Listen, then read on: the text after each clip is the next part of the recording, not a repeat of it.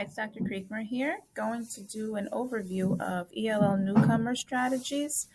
This is the video accompanying the document. So if you want to take a quick overview with me over this document before you dive deep into it, I know how much extra time teachers have, but that's why I'm doing this video. So let's get to it. This is a 42-page document that I will attempt to do in a few minutes to help you with your newcomer. So here we go. So culture shock. There may be a little bit of culture shock for your student who has just moved here from another country.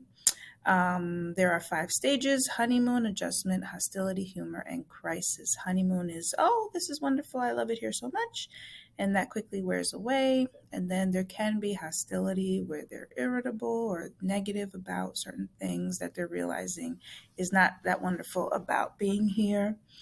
There is also crisis mode where there's a lot of homesickness or hostility. Humor. Enthusiasm begins to return and they seem to be feeling a little bit better. And then adjustment.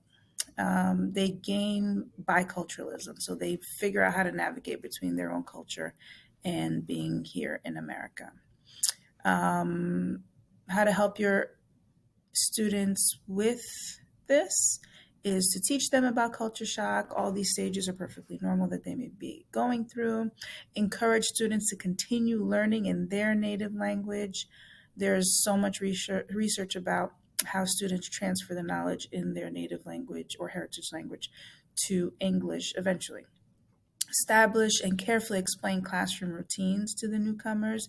Not everything is common sense, especially if you come from a different culture, and the American way of schooling is not the way of schooling everywhere. Plan for projects where students can teach you and their classmates about their culture. Help students connect to activities that might interest them outside of school: art classes, sports, anything that's going on at your school. Encourage students to find or form support groups with other students who may have the same shared culture or same culture shock. Allow time for reflection. Teach students vocabulary for feelings using pictures or anything, even modeling. Teach and model conflict resolution skills, and periodically remind students how to get help at your school if feelings of homesickness are overwhelming. Hidden curriculum, I'm going to let you read that for yourself, but basically there are things that are not taught explicitly, like cultural expectations, cultural values, cultural perspectives, cultural topics. So I'll let you dive into that on your own. Teaching strategies, school structures, institutional rooms, those are all hidden, meaning that nobody comes out and teaches you about these things. They're just understood as part of life here. So that's something to read about. 5 stages of second language acquisition. So the first one, they might have a silent period for the first hours to several months that they're here. They're acquiring an entire second language. So there are different stages to that. Early production, this could last about 6 months, where they learn about 1,000 words. And then speech emergence, where they learn up to 3,000 words. Intermediate fluency, where this is where we have our L's that are in the middle on a range of 1 to 6. The numbers from WIDA, they're in like a 3 or so. They're like in the middle, about 6,000 words, between 2 and 3. And then it can take up to 10 years to achieve full mastery of a second language, all the way down to their writing skills. So this could start from 2 years to 10 years that they've been here. 12 ways to support English language learners in your classroom. Make it visual.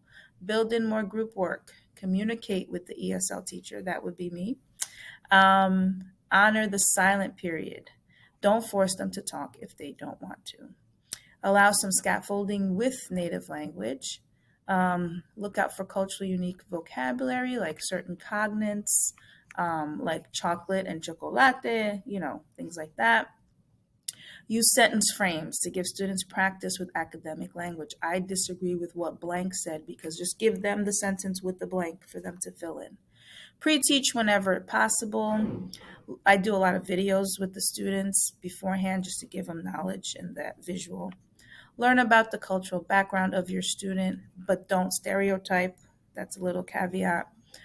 Don't make a child speak for his entire culture. Don't make them the token Mexican student or the token student from Guyana or anything like that, as a representative of their entire culture. Show them how to take themselves less seriously. You know, if they make mistakes speaking or writing, that's just part of learning. But always take them seriously in terms of their emotions and what they express to you.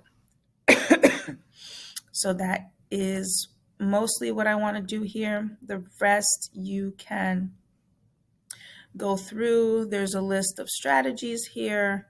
Again, this is and then the WIDA, there's going to be other videos specific to different grades. So just so you know, there are can-do descriptors by grade clusters.